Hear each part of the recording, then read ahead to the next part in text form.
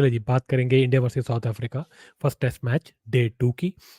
कल मैंने आपको एक वीडियो दिया था जिसके अंदर मैंने आपको बताया था कि किस तरह इस टेस्ट मैच के अंदर हमारे लिए चैलेंजेस रहेंगे और किस तरह साउथ अफ्रीका जो है हमारे पे बहुत जिसे कहते हैं एग्रेसिवली आएगी और इस मैच को जीतना जो है हमारे लिए कितना मुश्किल रहेगा और ज़रूरी भी रहेगा। अब आज बात करते हैं जी पूरे जो है कल के दिन के बारे में और कुछ प्लेयर्स के ऊपर भी डिस्कस करेंगे, इंपॉर्टेंट कुछ अपडेट्स भी आई हैं उसके बारे में भी बात करेंगे और उसके साथ-साथ ये भी डिस्कस करेंगे कि जो अब आगे बढ़ के जो साउथ अफ्रीका जो अब खेलेगी उसमें क्या हम उम्मीद रख सकते हैं, बॉलर से क्या उम्मीद रहेगी। चलिए जी, ये वीडियो शुरू करते हैं। सबसे पहले तो जी मैं आपको जो है स्कोर कार्ड वो बताना चाहता हूँ, उस पे ज़रा एक बार नज़र मार लेते हैं। देखिए जी, अभी जो है साउथ अफ्रीका बैटिंग कर रहा है और उनकी 1 विकेट जा चुकी है। अभी जो इनका स्कोर चल रहा है वो है 49 फॉर 1। मार्करम जो है वो 5 रन बना के आउट हुए सिराज की बॉल पे। केएल राहुल ने एक अच्छा कैच पकड़ा। बहुत ही बढ़िया स्विंग होती हुई डिलीवरी पे वो आउट हुए। डीन एल्गार वो खेल रहे हैं 29 रन पे और टोनी जोर्जी वो खेल रहे हैं 12 रन पे। दोनों जो है एल्गार और जोर्जी थोड़ा कंफर्टेबल लग रहे हैं। जोर्जी जो है ये लगता है मुझे लड़का इसको देखना पड़ेगा। पहले तो इंडिया के लिए जो है ये एल्गार ही मुसीबत होता था, अब ये जोर्जी भी मुझे लगता है नई मुसीबत बन जाएगा। कुछ प्लेयर्स ऐसे होते हैं जो कि इंडिया को जो है ना हमेशा परेशान करते आते हैं और ये एल्गार तो है ही, आपको याद होगा पिछली सीरीज में भी इसने बहुत परेशान किया था और ये जोर्जी इनको नया मिल गया है। ये ऑलरेडी जो है पहले वाइट बॉल के अंदर हमको इसने काफ़ी दुखी करा है और एक सेंचुरी भी मारी थी इसने। नया प्लेयर है, डेब्यू पे है और इतना बढ़िया खेल रहा है, अच्छी बात है। अभी 12 रन पे खेल रहा है। प्रसिद्ध कृष्णा जो है उनको लाया गया है बॉलिंग में, फर्स्ट चेंज। बुमराह और सिराज ने अब तक ठीक ठाक बॉलिंग करी है। बुमराह को कोई विकेट नहीं मिला है लेकिन बॉलिंग ठीक ठाक करी है, उन्होंने अच्छी स्विंग कराई है बॉल को। चलिए जी, अब बात कर लेते हैं पहले दिन का जो इंडिया का जो बैटिंग था उसके ऊपर करते हैं जी डिस्कशन। यशस्वी जायसवाल ने मारे 17 रन, रोहित शर्मा ने मारे 5 run, Shubman Gill 2 run, Kohli 38 run, Shreyas Iyer 31 run. इसके अलावा केएल राहुल ने मारे 101 सेंचुरी मार दी उन्होंने। अश्विन ने मारे 8 रन, ठाकुर ने 24 रन, बुमराह ने 1, सिराज ने 5 और प्रसिद्ध ने 0। इसके अलावा जब बात करें बॉलिंग की तो रबाडा ने खोला पंजा, 5 विकेट लिए 2.9 की इकॉनमी से 20 ओवर के अंदर और मार्को जानसन को मिला 1 विकेट 16 ओवर के अंदर। बर्जर जो इनके नए बॉलर हैं नांद्रे बर्गर उसको मिले हैं 15.4 ओवर्स में 3 विकेटें और जेराल्ड क्वाड्जे 1 विकेट मिले हैं 16 ओवर के अंदर। कोई स्पिनर इन्होंने यूज़ ही नहीं किया अपनी इनिंग में, 4 बॉलरों से ही इन्होंने पूरी बॉलिंग करवा ली। चलिए ये बात करेंगे कि इंडिया ने जो बनाए हैं रन वो 245 बनाए हैं 67.4 ओवर्स में। उसके बाद बारिश हो गई थी, आज सुबह मैच शुरू हुआ और उसके बाद जो है केएल राहुल ने अपना सैकड़ा कंप्लीट किया और वो फिर आउट होके चल दिए। 2 विकेटें गिरी और उनकी बैटिंग आ गई है। अब जो है इंडिया जो है बॉलिंग कर रहा है। थोड़े कंफर्टेबल लग रहे हैं साउथ अफ्रीका के बैट्समैन, लेकिन अब देखते हैं क्या होता है आगे, क्योंकि ये मैच जो है इंडिया इसके अंदर लग नहीं रहा था कि 245 भी बना पाएगा, लेकिन फिर भी एक अच्छा एक रिस्पेक्टेबल टोटल तो इंडिया ले आई है। ऐसा नहीं है कि इंडिया पहले दिन ही मैच से बाहर हो गया है, लेकिन अब इंडिया को विकेटें भी लेनी पड़ेंगी। जिस तरह उन्होंने आपको शुरू शुरू में तंग किया, आपको भी करना पड़ेगा, आपके फास्ट बॉलर्स को अच्छी बॉलिंग करनी पड़ेगी। बट हमारे पास स्पिनर भी है, अश्विन खेल रहे हैं, देखते हैं उनका क्या रहता है परफॉर्मेंस। बट इस पिच पे जो है ज़्यादातर जो है काम वो आपको आपके फास्ट बॉलर्स ने ही करके देना है। जडेजा जो है आपको पता है जडेजा इस मैच में नहीं खेल रहे हैं क्योंकि उनको बताया गया था कि मैच की सुबह ही उनको कुछ स्प्रेन सा था शायद गर्दन में और बैक में, तो इस वजह से वो नहीं खेले थे। तो एक ही स्पिनर है आपके पास। चलिए जी, अब मैं जो बात करना चाहूँगा सबसे पहले तो रोहित शर्मा की। देखिए रोहित शर्मा के लेकर एक इम्पॉर्टेंट अपडेट भी है। देखिए जी, मैं इस बात पे बहुत ही क्लियर रहा हूँ कि रोहित शर्मा जो हैं, ये कहीं न कहीं देखिए अंडर परफ़ॉर्म तो अब कर रहे हैं। देखिए ऐज तो हो ही गई है, उसके अलावा इनकी परफ़ॉर्मेंस में भी काफ़ी डिप है और ये बातें जो हैं कहीं इनके फैन्स को बुरी लग सकती हैं, लेकिन ये बात सच है। देखिए वर्ल्ड कप जो 50 ओवर का था उसके अंदर इन्होंने अच्छा खेला, अच्छा इंटेंट दिखाया, शुरू-शुरू में अच्छी स्टार्ट्स दी आपको, बहुत जीतने के एटीट्यूड से भी खेले। लेकिन जो है फिर इंडिया वर्ल्ड कप जो है वो जीत नहीं पाया, फाइनल में हार गया। उसके मैंने रीज़न्स आपको दिए हैं, एक बहुत मैंने लंबा सीरीज़ भी आपको दिया है, जिसके अंदर सारा एक्सप्लेन किया है कि हमारे जीतने के हमारे हारने के क्या रीज़न्स रहे थे ऑस्ट्रेलिया से वर्ल्ड कप 50 ओवर के फाइनल में। यही कप्तान थे, इनका परफॉर्मेंस ठीक था, लेकिन मैं इस बात पे आज फ़ोकस करना चाहूँगा कि रोहित जो है ना, ये ज़्यादा जो है कोशिश कर रहे हैं अपनी पीआर से जो है काम करने की। इनको ये बात समझनी होगी कि इनको टीम में जो है इनकी पीआर और इनके जो कहते हैं ना, जो अपना जो पैसा खर्चते हैं मीडिया में और ये मीडिया मैनेजमेंट जो करते हैं, उससे ये टीम में ज़्यादा देर नहीं रह पाएँगे। देखिए, ये कप्तान है इसीलिए अब तक टिके हुए हैं टेस्ट टीम के, और अभी टी20 वनडे के भी थे इसलिए ये टिके हुए हैं, वरना अब तक तो इनका करियर खत्म हो जाता। ये समझ नहीं रहे हैं कि ये फ़ैनगिरी करके और ये जो है फर्जी फ़ैन दिखा करके पीआर एजेंसीज़ के साथ ये प्रोपेगेंडा करके न्यूज़ प्लांट्स करवा के ये सब चीज़ें करके ये ज़्यादा टाइम क्रिकेट में नहीं टिक पाएँगे। अगर इनको टिकना है क्रिकेट के अंदर, तो इनको जो है रन बनाने पड़ेंगे, और ये रन नहीं बना रहे हैं, ये बात को मानना पड़ेगा। इस मैच के अंदर भी सिर्फ़ 5 रन बनाए और चलते बने। देखिए, एक होता है जी, मैं इंटेंट दिखा रहा हूँ, मैं इंटेंट दिखा रहा हूँ, मैं जीतने के लिए खेल रहा हूँ, वो सब बातें ठीक है, लेकिन ये बातें तो टी20 में चलती हैं ज़्यादा, और 50 ओवर में भी फिर भी समझ में आता है, लेकिन टेस्ट मैचेज़ में भी आप उसी एटीट्यूड से खेल रहे हो, बिल्कुल भी एक्सेप्टेबल नहीं है। कहीं न कहीं मुझे तो ऐसा लगने लग गया है कि शायद रोहित शर्मा को कॉन्फिडेंस ही नहीं रहा अपनी बैटिंग के ऊपर, और हो सकता है फ़िटनेस के इश्यू भी हो रहे हों इनके साथ, और शायद ये इनको लगता है कि ये लंबा खेल ही नहीं सकते। जो प्लेयर्स वनडे फ़ॉर्मेट के अंदर, मतलब ऐसा लगता नहीं था कि ये बंदा कभी रुकेगा और 2-200 रन मार दिया करता था चुटकी बजा करके, वो बंदा आज की डेट में जो है 50-60 रन करके बहुत खुश है। ये भी बात हज़म नहीं होती, और देखिए, जिस तरह ये टेस्ट मैच के अंदर पहले दिन खेले, लगता ही नहीं कि ये टेस्ट मैच खेल रहे हैं, उनका अप्रोच ही ठीक नहीं लगता। बस वही लगता है उसी अप्रोच से खेलना चाहते हैं जिस अप्रोच से ये वर्ल्ड कप में जो है हारे हैं। अब देखिए, आपको वैसे खेलना चाहिए, एक रिस्पॉन्सिबल इनिंग्स खेलनी चाहिए थी, इनको कंट्रोल दिखाना चाहिए था, लंबी इनिंग खेलनी चाहिए थी, लेकिन शायद इनके पास वो कॉन्फिडेंस बचा नहीं है।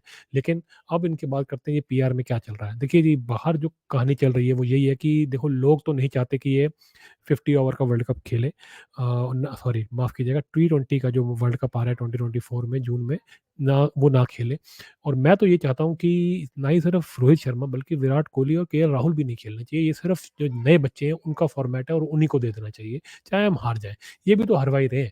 एटलीस्ट हम फ्यूचर में इन्वेस्ट करेंगे। मुझे तो लगता है कि हमें नए बच्चों के साथ खेलना चाहिए।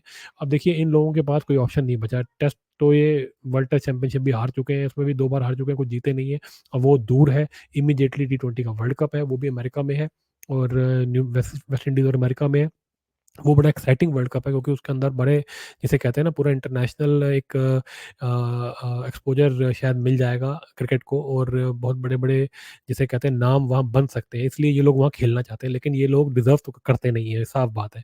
अब क्या है, ये माहौल बना रहे हैं, ये पीआर में जो है हेवी इन्वेस्ट कर रहे हैं। अब इसके अंदर बीसीसीआई का भी रोल हो सकता है बीसीसीआई आगे से जो है बड़ा, जिसे कहते हैं, न्यूट्रल रहने का ड्रामा करता हो, लेकिन पीछे से जो है वो चाहता हो कि ये जो प्लेयर्स हैं ये वापसी आ जाएँ, और ये जो है टी20 का जो अगला वर्ल्ड कप है ये लोग खेल लें। देखिए, मैंने जैसे ही कहा कि ये डिज़र्व तो नहीं करते हैं बिल्कुल, क्योंकि इंडिया बिल्कुल भी कुछ नहीं जीता है, लेकिन अगर बीसीसीआई इनको खिलाना चाहता है तो कोई रोक नहीं सकता।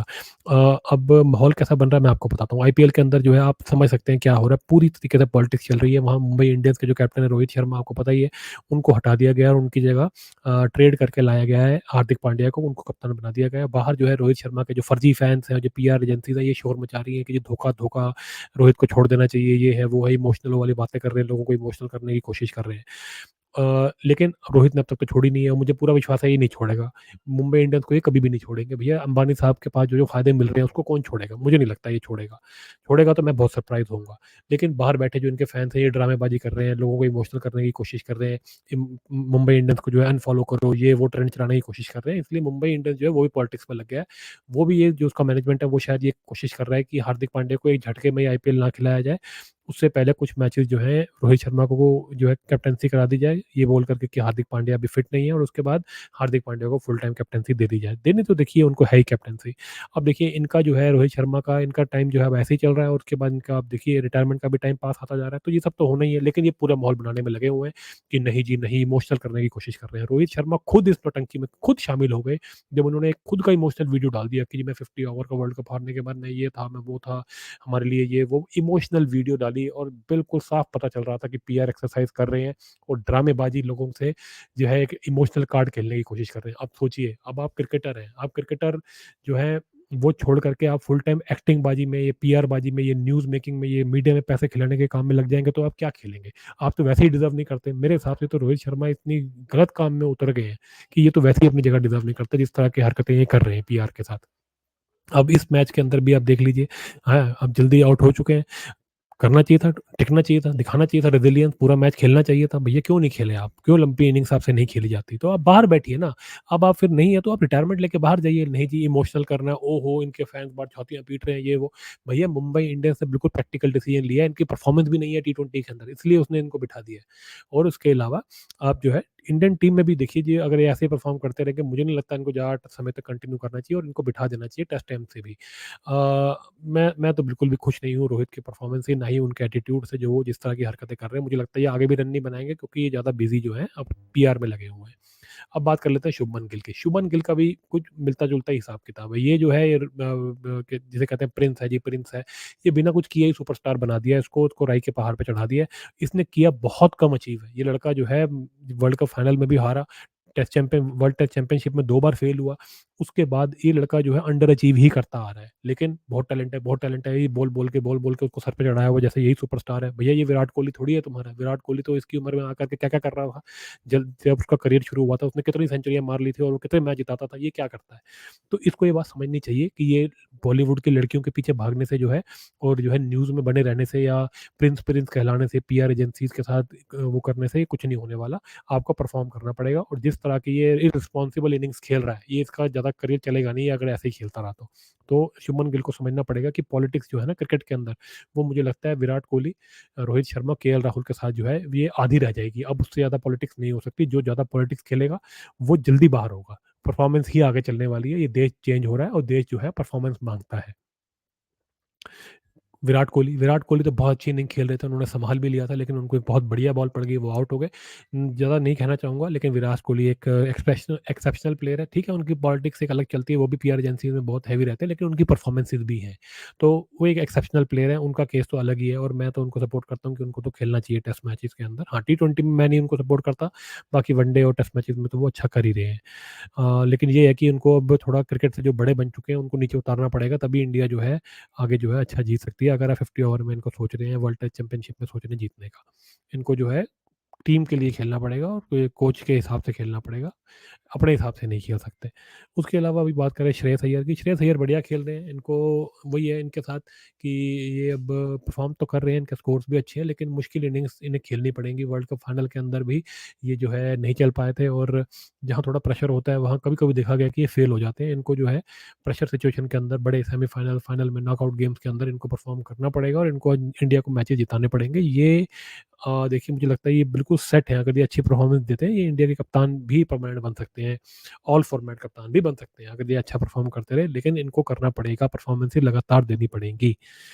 बात करें केएल राहुल की, जी देखिए केएल राहुल ने तो सैकड़ा मारा है और वो एज़ अ विकेट कीपर खेलते हैं। देखिए विकेट उनको जितने चांसेस मिले शायद ही किसी और यंगस्टर को इतने चांसेस मिले हैं। बट वही है कि अब आप कुछ लोग होते हैं वो फेवरेट होते हैं सिलेक्टर्स के, कोचेज़ के, तो ये तो है ही, साफ पता चलता है। टेस्ट मैचेज़ से भी ड्रॉप थे, टी20 से भी ड्रॉप थे, लेकिन आज देखिए टेस्ट मैचेज़ में वापस आ गए हैं। मोस्ट लाइकली ये टी20 में भी वापस आ जाएँगे और कप्तान ना बन जाए यही डर लगता है, जबकि इनकी टी20 में बड़ी हॉरिबल परफ़ॉर्मेंसेज़ है। लेकिन आज इन्होंने अच्छा किया है, बहुत अच्छी बैटिंग करते हैं, जब इनकी खुद की जिसे कहते हैं जगह पे खतरा होता है तभी अच्छा परफ़ॉर्म करते हैं, ये इनकी ख़ासियत है। लेकिन जब टीम को ज़रूरत होती है तो ये उस दिन नहीं कर पाते, उस दिन अगर करते भी हैं तो मरवा देते हैं, एक डिफेंसिव इनिंग्स खेलने लग जाते हैं और मरवा देते हैं टीम को। तो इनके साथ ये प्रॉब्लम है, ये इनको ठीक करना पड़ेगा, अगर ये ऐसे ही खेलते रहेंगे तो ये भी जो है एक फेलियर ही साबित होंगे। ये इनको लगातार जैसे मैच विनिंग इनिंग्स होती हैं वैसे खेलनी ही पड़ेंगी, अपने लिए नहीं रन बनाने, टीम के लिए रन बनाने हैं, ये इनको समझना पड़ेगा। देखिए ये भी जो है निकले तो उसी स्कूल से हैं, पॉलिटिक्स में इनका भी ज़रा पीआर में ज़्यादा ये भी हेवी रहते हैं, लेकिन क्योंकि इनका समय बड़ा ख़राब चला है बीच में, रन्स इनके नहीं बन रहे थे, वर्ल्ड कप भी हारे थे, थोड़े ये इंजर्ड भी रहे थे। तो मुझे लगता है कहीं न कहीं ये जो लड़का है, ये अगर और फ़ोकस से खेले और ये पीआर पे कम ध्यान देके अपने परफ़ॉर्मेंस पे कंटिन्यूअसली ध्यान देता रहे, मैं वो गारंटी के साथ कहता हूँ, ये रिप्लेस कर देगा विराट कोहली, रोहित शर्मा, इन दोनों की जो है कमी ये कहीं न कहीं तक पूरी करेगा। बट वही है कि गेम पे फ़ोकस करे ज़्यादा। इसके अलावा बात की जाए तो जी अश्विन की, अश्विन तो ख़ैर अब रिटायरमेंट के पास है, लेकिन अभी भी अच्छा परफ़ॉर्म कर रहे हैं, देखते हैं क्या विकेटें निकालते हैं। ठाकुर को तो देखिए लास्ट मैंने वीडियो में कहा था कि ये कोई ऑल-राउंडर नहीं है, इसको ऑल-राउंडर ना माना जाए, लेकिन इन्होंने 24 रन बड़े बहुमूल्य रन बनाए। ठीक है, किस्मत से आ गए, लेकिन मुझे लगता नहीं कि कंसिस्टेंटली आपको रन दे सकते हैं, इन पे विश्वास नहीं है, कभी दिन चल गया तो मार दिए, 100 में से 1 दिन, नहीं तो ये ऐसे ही रहता है। बुमराह और सिराज और प्रसिद्ध कृष्णा तो बॉलर्स हैं, तो इनकी बैटिंग में क्या ही बात की जाए, बट बॉलिंग में इनसे पूरी उम्मीद है कि जी ये फास्ट बॉलर्स हैं, इन पे सारा का सारा दारोमदार रहेगा, इनको विकेटें निकालनी पड़ेंगी। डीन एल्गार जैसा प्लेयर जो कि खूंटा बांध के बैठ जाता है, उनको तो आउट करना इन्हीं की जिम्मेवारी है। अगर वो लंबा खेल गया फिर आपका जीतना नामुमकिन है। तो जी देखिए यही था। इसके अलावा जो एक ताज़ा खबर ये आ रही है कि शायद हार्दिक पांड्या जो है वो अब अफ़गानिस्तान की सीरीज़ पूरी मिस करने वाले हैं और शायद आईपीएल तो खेल लेंगे। और इससे ये लगता है फिर कि जो अफ़गानिस्तान की सीरीज़ होगी उसमें कैप्टन कौन होगा? सूर्या होंगे, रोहित होंगे, तो क्या होगा? जैसे कि मैंने कहा पीछे बड़ी ज़बरदस्त पॉलिटिक्स चल रही है आईपीएल में भी, मुंबई इंडियंस के अंदर भी। रोहित इंडिविजुअल लेवल पे भी प्लेयर्स जो है पॉलिटिक्स खेल रहे हैं, बीसीसीआई भी खेल रहा है। अब बीसीसीआई क्या चाहती है, किसको चाहती है कैप्टन बने? रोहित शर्मा को भैया प्लेयर्स तो नहीं फैंस तो नहीं चाहते कि रोहित शर्मा कैप्टन हो, वो हार के आ रहे हैं एक वर्ल्ड कप टी20 का, एक वर्ल्ड कप 50 ओवर का, तो सूर्य कुमार को ही कैप्टन होना चाहिए, लेकिन वो भी इंजर्ड है। अब पीछे क्या पॉलिटिक्स है ये तो भगवान जानता है, लेकिन जबरदस्त पॉलिटिक्स चल रही है। मुझे लगता है कहीं ना कहीं इनको वापस लाने के लिए पूरी तैयारी की जा रही है। और हार्दिक पांड्या तो अब बता रहे हैं इंजर्ड है, वो नहीं आ सकते, तो अब वो जो सीधा वर्ल्ड कप में वापस आएंगे ऐसा लगता है, आईपीएल में खेल के सीधा वर्ल्ड कप ही खेलेंगे। पता नहीं क्या होगा, खिचड़ी सी बन रही है, पॉलिटिक्स ज़्यादा चल रही है, गेम जो है वो कम खेली जा रही है, तो ऐसे ही हो रहा है। फ्यूचर बड़ा अनसर्टेन है, देखते हैं आगे क्या होता है। लेकिन सवाल वही बड़ा है कि बिना परफॉर्मेंसेस के क्या बड़े प्लेयर्स टीम में खेल सकते हैं, टी20 वर्ल्ड कप में खेल सकते हैं? और क्या रोहित जो है इस तरह की परफॉर्मेंस दे करके टेस्ट मैचेस में अपनी जगह बचा पाएंगे? चलिए जी, यही है इंपॉर्टेंट सवाल। मुझे लगता है फैंस को काफ़ी हद तक इन सवालों के जवाब पता है, लेकिन वो मैटर नहीं करता। क्रिकेट चलता आपके पैसे से है, लेकिन आपकी जो पॉइंट ऑफ व्यू ज़्यादा मैटर नहीं करता। ये लोग जो पीछे बैठे हैं, करोड़ों खरबों रुपए जो कमा रहे हैं बीसीसीआई के आड़ में, ये लोग जो है अलग तरीके से चलते हैं। ये पैसे को ज़्यादा प्रायोरिटी देते हैं और आपको इग्नोर करते हैं। लेकिन इस चक्कर में, ताकि आपको प्रत्यक्ष इस चीज़ का प्रमाण ना मिले, इसलिए ये घुमाने-फिराने की कोशिश करते हैं, आपको कन्फ्यूज़ करने की कोशिश करते हैं। चलिए जी, देखते हैं आगे क्या होता है इस टेस्ट मैच में भी। आपसे बने रहेंगे और आपको अपडेट देते रहेंगे। होपफुली इंडिया ये मैच जीतेगी। मिलते हैं आपसे फैन क्लब के अगले वीडियो में। लाइक, शेयर और सब्सक्राइब करना ना भूलें।